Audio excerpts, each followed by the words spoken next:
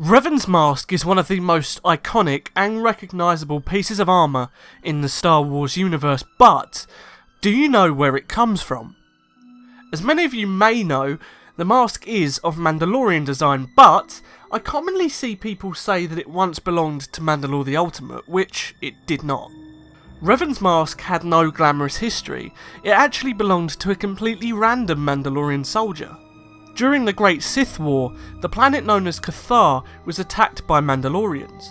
The Mandalorians began a genocide of the Cathar people, and Mandalorian Lieutenant Cassius Fett herded the last surviving members of the Cathar into an ocean.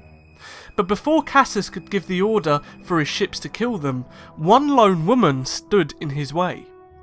This female Mandalorian was a member of Cassius's forces, but pleaded with her leader that he let the Cathar go, as they had been defeated and there was no need to commit genocide.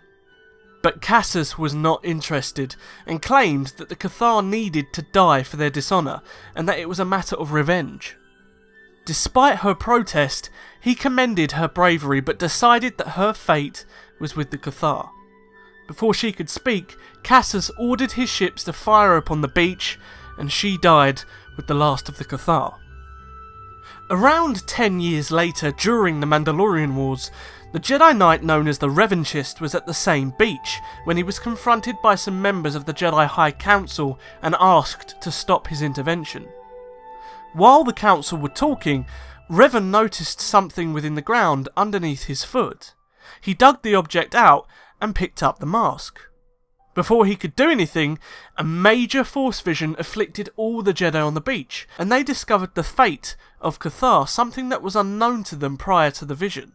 Revan was inspired by the female Mandalorian's bravery, so he placed the mask on his face, raised his violet lightsaber into the air and vowed to wear the mask until every Mandalorian had paid for their actions and had been brought to justice. He even denounced his birth name and renamed himself Revan, a name inspired by the group he had created. Over time, the mask had become a symbol. It was a symbol of hope during the Mandalorian Wars and a symbol of death during the Jedi Civil War. The mask also had many allegiances: the Jedi, the Sith, the Republic, and even the Order of Revan. But in the end, to Revan, the mask was none of these things.